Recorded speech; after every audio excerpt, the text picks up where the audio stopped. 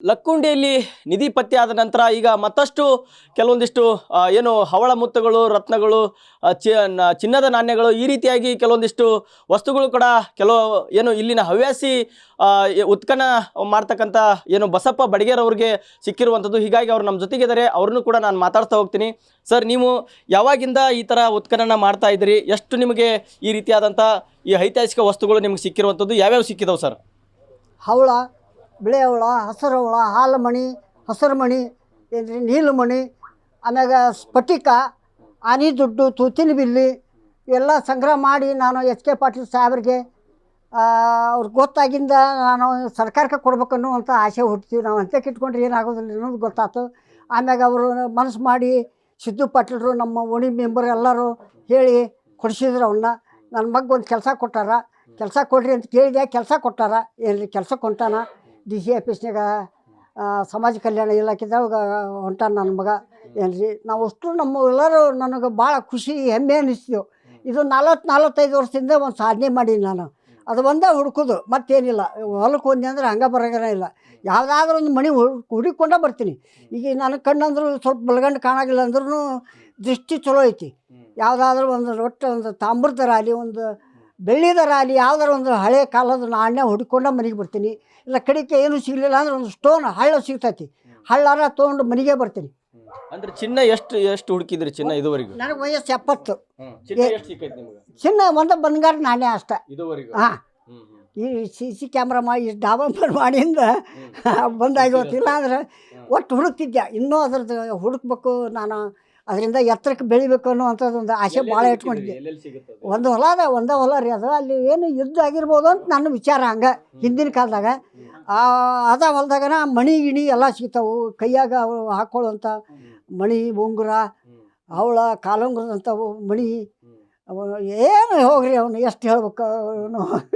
ಅಂದ್ರೆ ನಿಮ್ಮೂರೊಳಗೆ ಈ ತರ ಬಂಗಾರ, ನಾಣ್ಯ, ಮುತ್ತು, ರತ್ನ ಸಿಗ್ತಾವ? ಕಂಡೀಷನ್ ಸಿಗುತ್ತೆ. ಆಮ್ಯಾಗ ಅದ್ರ ಮಠ ಮಾನ್ಯಗಳು ಅಲ್ಲಿಂದ ಹಳೆ ಕಾಲದ ನಿಧಿ ಟ್ಯಾಂಕ್ ಶಾಲಿ ಬಂಗಾರದ ನಾಣ್ಯ ಮಾಡುವ ಲಕ್ಕುಂಡಿ ಒಳಗೆ 3 ಇದ್ದು ಅಂತ.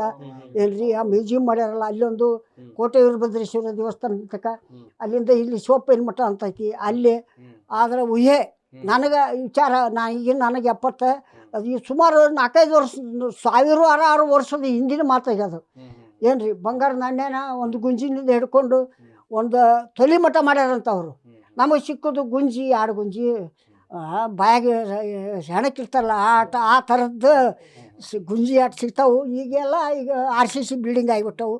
ಅವಾಗ ಹಳೆ ಮನೆಯಾಗ ಸಿಗ್ತಿತ್ತು. ಪ್ರಜ್ವಲ್ ರೀತಿ ಅವ್ರ ಮನ್ಯಾಗ ಏನು ಸಿಕ್ಕೈತಲ್ಲ, ಆ ನಿಧಿ ಸಿಕ್ಕೈತಲ್ಲ, ಏನು ಹೇಳ್ತೀರ ಅದ್ರ ಬಗ್ಗೆ? ಅದ್ರ ಬಗ್ಗೆ ನಾನು ಖರೆ ಹೇಳ್ಬೇಕಂದ್ರೆ ಹಿಂದೆ ರಾಜ ಮಹಾರಾಜದ ಇಟ್ಟದ್ದು. ಈಗ್ಲಾರ ಅಂತ ಶ್ರೀಮಂತರಿಲ್ಲ, ಈಗ್ಲಾರ ಇಡೋಕ್ಕಾಗ ಆಗೋದೇ ಇಲ್ಲ.